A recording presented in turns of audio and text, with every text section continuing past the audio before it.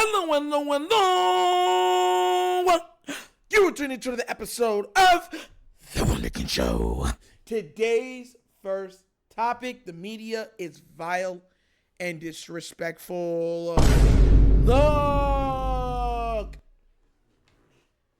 Yesterday, we covered how Mad Dog Russo told Lamar that he could shove his MVPs where the sun don't shine. And I sat back. I really did. I sat back and I started to wonder certain things, right? I started going over certain things and I was asking myself, I was like, why? Why do they go at him like this? Why is the expectation so obliviated compared to everybody else? You understand where I'm coming from? You still have to ask those questions. And there's a lot of undertones when it comes to Lamar Jackson. Those undertones I won't touch on this video. But there's a lot of undertones that make some people, some people squeamish. Because it starts to push into another narrative. You understand where I'm coming from? But it's gotten so bad that they just go on TV and lie. Like, legit lie. I'm not talking about, I just don't like him and stuff like that, and he's great, but I just don't like him. No, I'm talking lie. Like, lie. And I brought this up in a previous video where I showed statistics from even last year and this year. And Lamar was better than Josh Allen in most of the statistics. He was better than Mahomes in most of the statistics. And you just look at it and you're saying,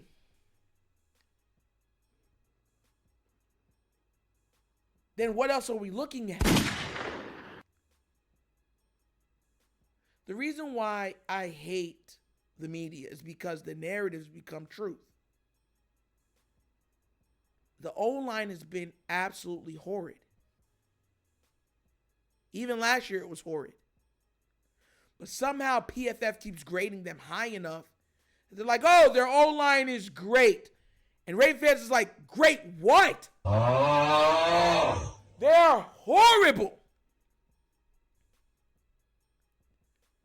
John Harbaugh gets a pat on the back every time they win. And he gets leveled with excuses every time we lose. Super Bowl winning head coach. That's Super Bowl winning coach. And they use all of those points to take digs at Lamar. And look, I want everyone to understand this. And this goes, I shouldn't have to say this, but it kind of goes without having to explain. He is the quarterback. Y'all get that? Look at how the media talks so glowingly about Jordan Love. Look how they talk about Jared Goff. Look how they talk about Joe Burrow.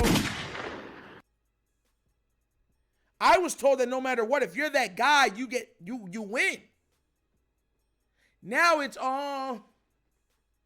because of the Bengals. I want to show y'all something real quick. Check this out. Because a lot of times when I'm saying stuff, it goes over people's heads, right? Lamar Jackson through 11 weeks in the NFL is second in passing yards, second in touchdowns, second in least interceptions, second in yards per attempt, number one in QB rushing yards. He's the fourth least sacked quarterback, and that's literally just because he's Lamar. That's it. Because he could dip, dive, duck, and dodge better than anybody in the league. And he has the highest passing grade in the league this season. And his passing grade is 117.8. Over 7 full points over the next person.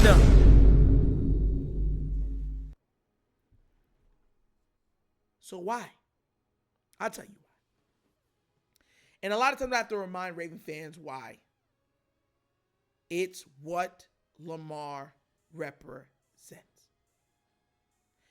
I want you to understand that Lamar just doesn't represent himself. No. something bigger than that, something greater than that. In their eyes, meaning the media. So Stephen A. Smith, Nick Wright, Mad Dog Russo, they're backed by legacy media. That's why their mouths are always on everything, right? Lamar represents, in their eyes, anarchy. I want you to understand that Lamar Jackson is an affront to the establishment in their eyes, in their perception, through their perception. He represents everything they hate, everything that they despise. And he played for a team that they despise, in a town that they despise.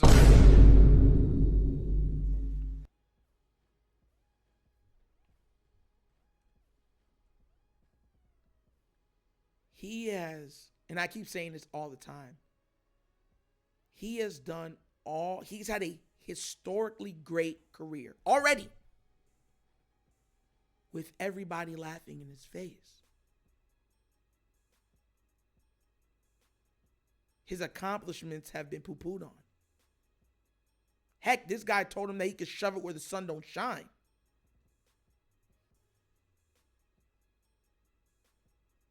Because of what Lamar represents, the way he talks, the way he walks, the way how he is singularly himself, he's God-fearing and stuff like that, and he wears these stuff on his sleeve. He makes people uncomfortable. And they should understand it, but they act like they don't understand it, because they've seen it before from other athletes that are just themselves. They're genuinely themselves.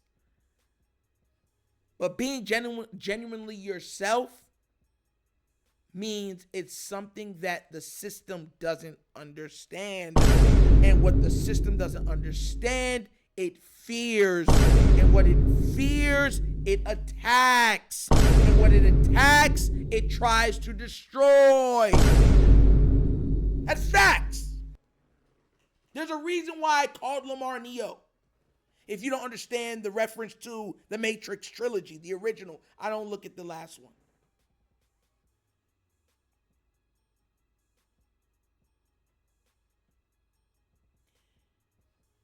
Raven fans, let me tell you something right now. We do not win this Super Bowl unless Lamar is Superman. We are 10 weeks in. We lead the league in penalties.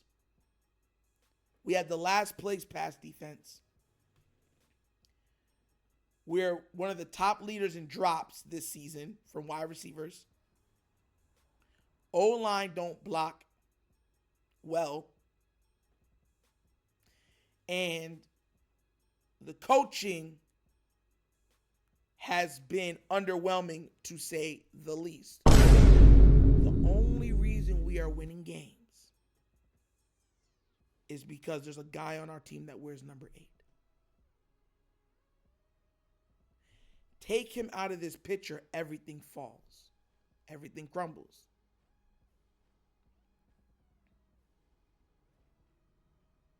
The only way we win is if Lamar goes out of his mind.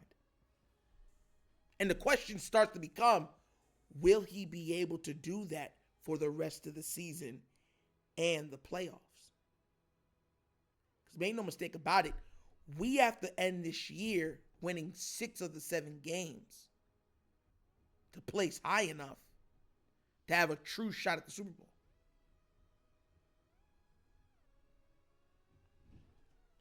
It's a nasty world we live in. Vile and despicable. But we'll get to see how this works out. But what do you guys think? Are you tired of the vile and disrespect that our team and our quarterback get thrown at constantly, daily, hourly? Let me know what you think about it down in the comment section, please.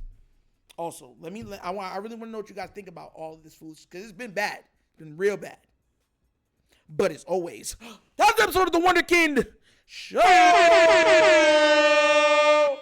for watching. Y'all know how we get down. We have fun and we laugh. But everything we talk about rooted in what? Facts and truth. Before we go any further, I want to give a shout out to somebody who donated. First donation in about a week and a half. Shout out to Egon Cartersfin with a large $15 donate.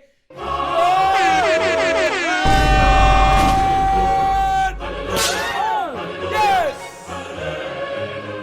Nation donation.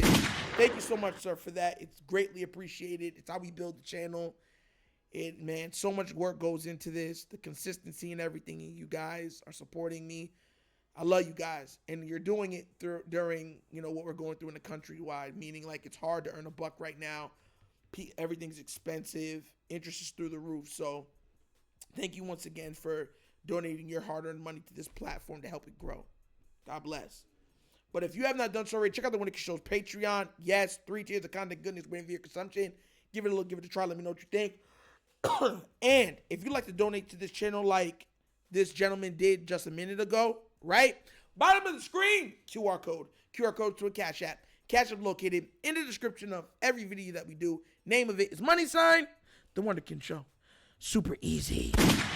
But once again, this is The Wunderkind Show. This is your host, signing off. And as always, you know my slogan. Peace. And I am out of here. Huh? Yerp. Finish him, Daddy.